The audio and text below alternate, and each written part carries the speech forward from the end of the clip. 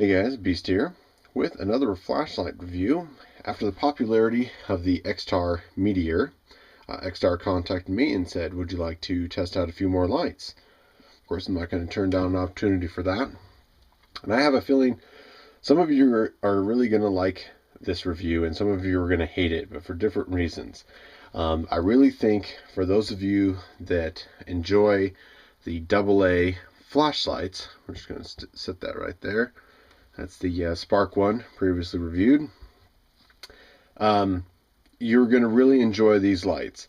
The reason you guys are going to hate me for this is because it's another light that you're going to want to pick up. Along with sort of EDC lights, put the Meteor right next to it. Also put the old PD20. Of course, these are CR123s. These three are AA's. Now let's get into the differences. These are both Xtars. This is the wk26. This is the wk25B. This is the second edition of the 25. So if you happen to look at websites for the Xtar, the older one will be the 25 and the newer one will be the 25B. I'm not sure where they come up with the names for these, but they're not terribly exciting. But flashlight manufacturers tend to really go kind of very simple with their names and somewhat confusing for a lot of the public, and I'm not sure the reasoning behind that, but they don't tend to get super creative with the names. The main difference here in the 25, and I'll put all the specs down there at the bottom, or I'll put links actually probably to the Xtar website. Now a couple of the actual specs. The 25B only has two settings. You're only going to get a low at 15 lumens for about 15 hours, and you're going to get a high of 150 lumens at 50 hours. This is only IPX6, which is basically splash proof. I'll put in a test that I always do, sort of the dunk test in a bucket of water. As you know, sometimes I'll run them through a high pressure machine at a restaurant just to test the seals. Even at an IPX6, this passed all the tests that I put them through. I was really kind of expecting this one to kick the bucket. This one is IPX7, so it's a little bit heavier duty of quality standards, even though the prices are going to be about the same. Quick specs on the 26, and I'll probably have to just change the names of these here, but the 26 is a low of 5 lumens for 200 hours. 125 in medium for 2.5 hours, and at high is 250 lumens for 1 hour. Again, this is IPX7. These are both using the XPE, which is a newer LED. The XPE is a very small die. See if you can see that in there. It's a very small die LED compared to, say, the XML. See how much bigger that one is? That's why the XML one, it has a little bit more oomph to it, but it's also a floodier beam. It's much more broad, and I'll get into some pictures and stuff like that. But the main thing you get with the XPEs, I believe it's an R3, is you get fantastic runtime for the amount of output you get. When you look at the 25 earlier series than the B, you'll see you're getting a little bit more lumens, of course, and you're also getting much better runtime. So without carrying on about all the specifics, the main two differences between these two lights, besides this one has more modes and is a little bit brighter, is the battery source. Take this guy. I've got just a standard 1.5 volt Duracell, your standard alkaline.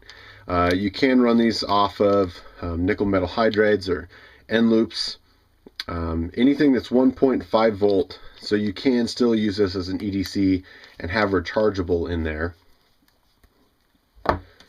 This guy, the wk26, is going to run off of the lithium ion series. Now this runs at a higher voltage. It's a different battery. This is a 3.7 volt, also known as the 14500. One of the things that I really appreciated about the Spark that I brought in here earlier is the Spark will run all the way from your 1.5 standard rechargeables or Duracells up to the lithium ion 3.7s. It has a higher range of usage. The difference with the Xtars is going to be that with the lithium ion, you can't use the 1.5 volts or the regular Duracells. And with the I'll just call it the regular AA one, the wk25B, that has the 1.5 volts, so the regular Duracells or regular rechargeables, you cannot put the lithium ion in there. So sorry about that, my battery died. Basically what I was saying is you won't get the best of both worlds. So with the Spark, I'm able to run any AA battery. With the Xtar, you're going to have to decide from the beginning sort of what you want to run. Again, very simple modes, 2 modes here with the regular one. It's easy enough. These are cheap enough. You can get lithium ion chargers. It's not really an issue, but the cost is a little bit greater initially, but I prefer the lithium ion. The switches on both of these are just tail clicks. Immediately you're going to see this one is a little bit brighter. This is the lithium ion. This is the I can put it down into low. You won't be able to see. You just sort of double click these. There's a strobe. There's an SOS. There's a low. There's a medium, and there's a high. And this also has a strobe. I should have mentioned that. But with that, you can see just the brightness once the camera starts to adjust. But virtually these are the same size flashlights. Same size reflectors, nearly identical everything else. So the one feature that this really gets, that the Meteor shared, is that ability to customize your settings.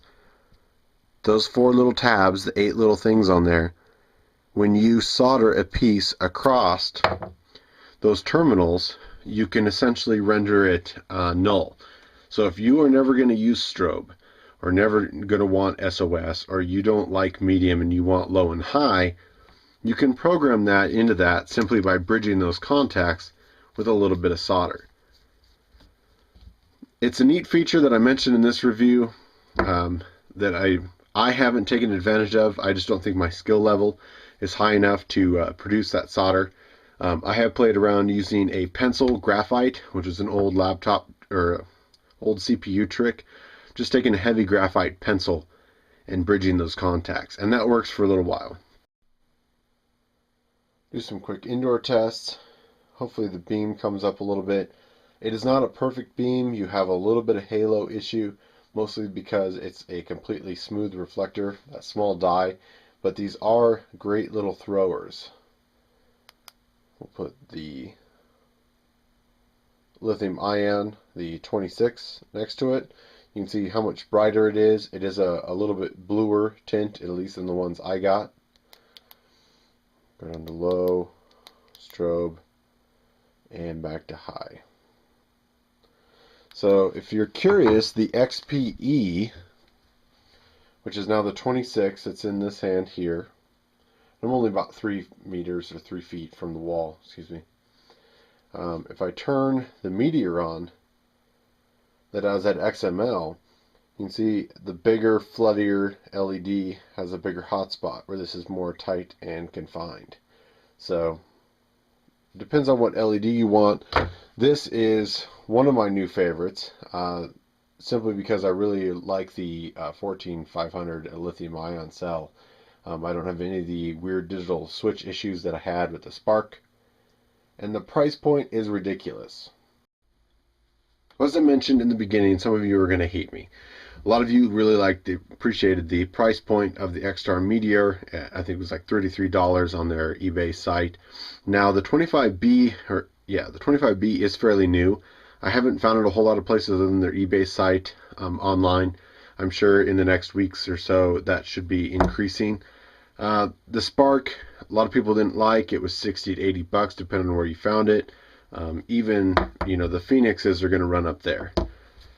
The website I'll give you down below is the SPC flashlight guy, and he had the 26s for $16.99. It's like 17 bucks or something like that. On the Xtar website, you'll see I think they're both around 20 bucks. That is still a smoking deal for what you get for these lights. Considering they're both about the same price, you really have to kind of decide, what power source you want to go to, what capacity and the lumens. I'd really interested you, especially a lot of you guys that aren't really into flashlights that much. Maybe you're starting to, especially if you're watching these reviews, and you're starting to get maybe the Phoenixes, and you're realizing that there's other lights out there other than the Home Depot mag lights. Look into these. Again, the size is great. The EDC is good. Even if you have to pick up a charger for another $15, you're at 35 bucks. The cells are a couple bucks each, but I haven't had any issues with any of the cells, where occasionally I run into issues charging end loops and even just the Energizer's version of the rechargeables with the lifespan. These are going to have a much better life, and they all still fit in the little county comm. I usually keep a spare. This is the one I had on the charger. It even holds lithium ion. So even though this flashlight here, isn't going to be able to take regular cells, my 26 I've been carrying with me, if I run dead, I can't just grab a Duracell or something from the grocery store. I have to make sure I go home or have a spare lithium on me. So really depends. I think they're a great flashlight. Terrific quality for the price point. The threads on these are incredibly smooth. I haven't had any issues. You saw the water test picture I'll insert. The anodizing isn't super tough. I've got nicks where the block is flaking off, but maybe a slight orange peel would be nice to get rid of the halo. But once you get outside with these, you really aren't going to notice the difference that much, and these really shine when you get outside.